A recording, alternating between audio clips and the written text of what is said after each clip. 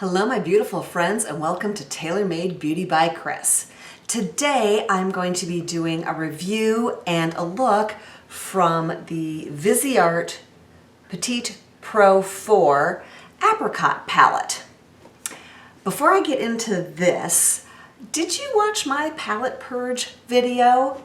I'll link it below in case you haven't seen it. In that video I gathered all of my palettes and went through them. Do I love them? Do I not love them? And then I did also shoot an update on that of which ones made the cut and which ones didn't, which is also linked below. And if you did see those, you are going, Kris, why in the world did you feel it necessary to buy yet another palette? But please let me explain myself, make an excuse, justify my actions. I saw this on Instagram and really loved the colors. Let me show you. First of all, just a little bit. So like all of these Viseart minis, Petite Pros, it's nice packaging, right? You've got a mirror and this particular one, and it's got a cover going over the shadows, right? Not just a slip, but a cover that fits over them, which is nice. And here are those colors. And if you've been watching long enough, you know that warm tones, especially oranges, are totally in my wheelhouse. So what I did before I purchased this was I looked at the swatches on the Sephora website, and then I went through all of my palettes that had oranges in them and swatched everything. I was a mess from shoulder to wrist, both arms. And I didn't have anything in this sort of apricot-y color. And I really liked how it looked on. And then the marketing gurus at Sephora went, gee, Kris, you haven't bought anything since you spent a ton of money with us during the VIB sale. If we send you a 15% off coupon, can we encourage you to do a little shopping? So that was one key ingredient, was they sent me the 15% off. And I know some people got a 20% off coupon and some people didn't get anything, even though we're all rouge level. So trust me, Sephora is really working their metrics and knows who to goose when. Anyway, the other thing was for Mother's Day, my kids gave me a $50 gift card to Sephora. So I had a coupon, I had a gift card. So it kind of wasn't like I was spending money. Anyway, I did pick up this palette, which retails for $30. And then also the Patrick Ta lip gloss was back in stock, and I picked that up, and I'll show you that in another video. So that's my justification for this panel. And it's got 4 mattes and 4 shimmers. And I have not done anything with this palette yet. So I am going to do my best to swatch these. You know I don't often swatch live, and there's a reason for that. There are the 4 mattes. And this is kind of a lighter sort of orangey tan, a warm medium brown, a darker kind of apricot color, and then a really dark cocoa brown. And now I will swatch the shimmers. This is the lightest shade in the palette, and you might be able to use that for a brow highlighter or inner corner of the eye. This is the apricot color that I absolutely fell in love with. That is just a gorgeous shade for spring and summer. Here is, again, kind of a dark cocoa brown, and then a really gorgeous copper color. Let's go ahead and get into this palette. I am going to use this this orangey, peachy, tan shade to do my crease. And I am using my Wayne Goss brushes, which I am really loving. All right, and I love for even a mini palette, it's got a mirror, not a huge one, but you can get the job done. All right, and again, going up on the brow, basically working from, sorry, not the brow bone, basically working from the brow bone down into the crease. And by sort of having my eye open, I can make sure that that color is actually going to show when I have my eyes open. Okay, all right. Let's go ahead and do the other side. And again, you know, I sometimes have trouble with matte colors, not blending particularly well, feeling like they go on and get stuck and end up really patchy looking.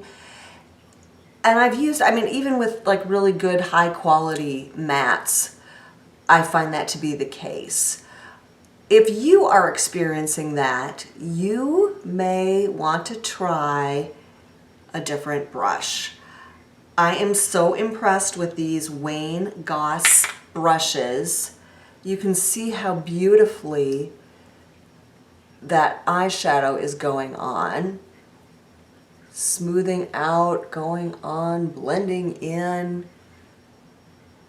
It's fabulous. It's lovely. Now I am going to go in with this shimmery apricot, and I am going to do the whole movable part of my lid. So I'm getting it on, this is the Wayne Goss number 18, and just going across the movable part of my lid and up to the crease where I have that other color applied.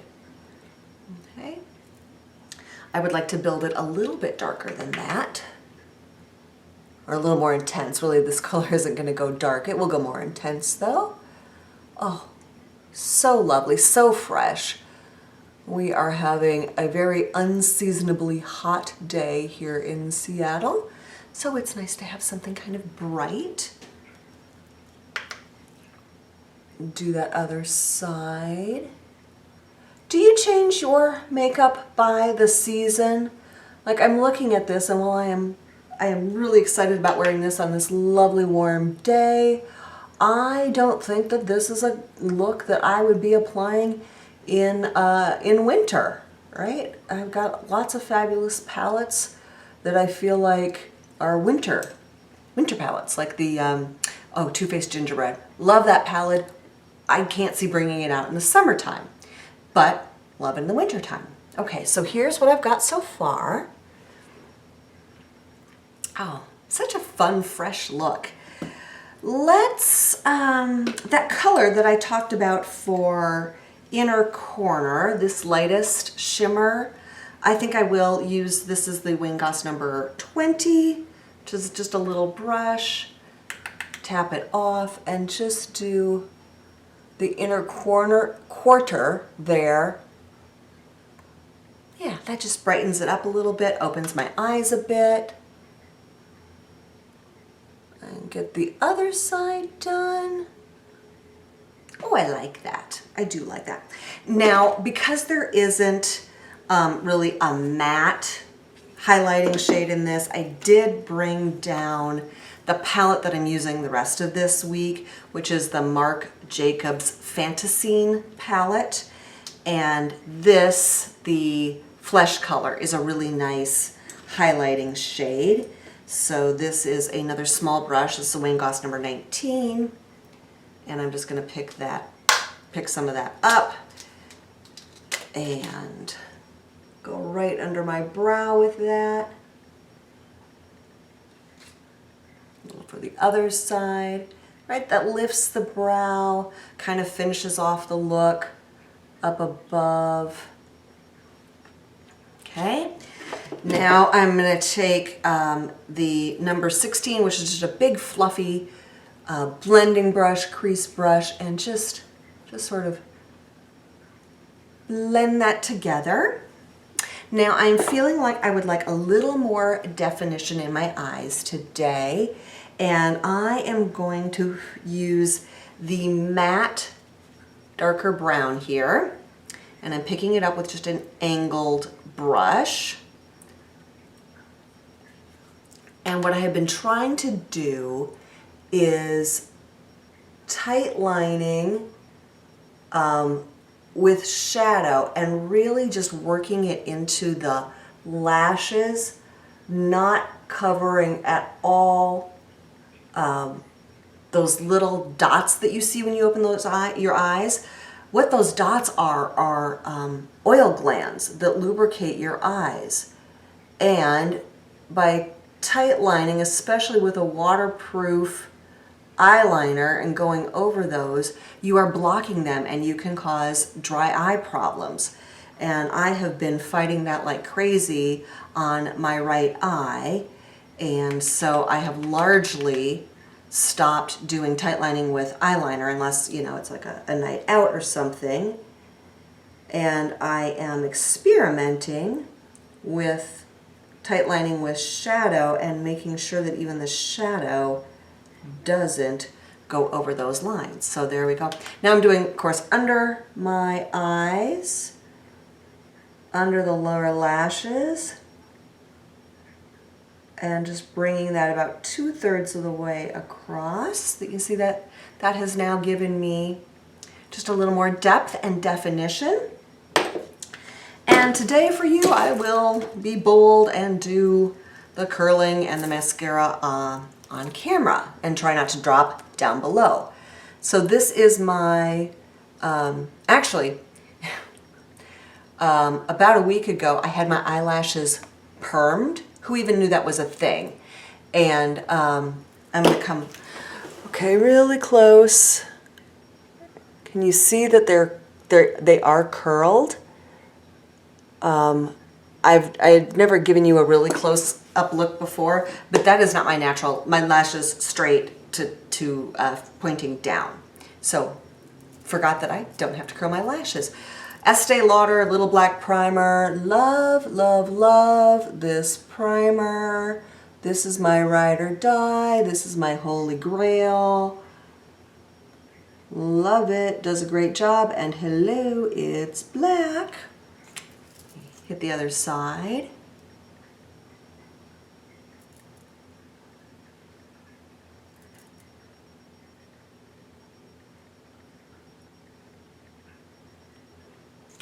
Okay, primer is done, and I don't set under my under eye concealer, so I just tap it out before I get my mascara. And today we are doing Monsieur Big from Lancome. All right, this is a mascara that is usually in my rotation. I like it when I do want full big lashes, but not super, super extreme lashes.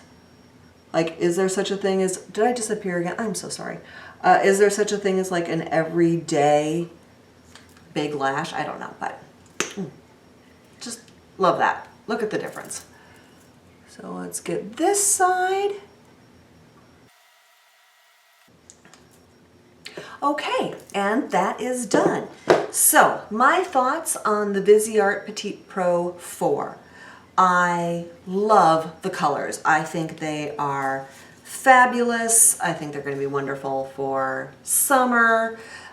This would be a really great travel palette because you could do a neutral look out of it. You could do a really intense look with this gorgeous copper for an event.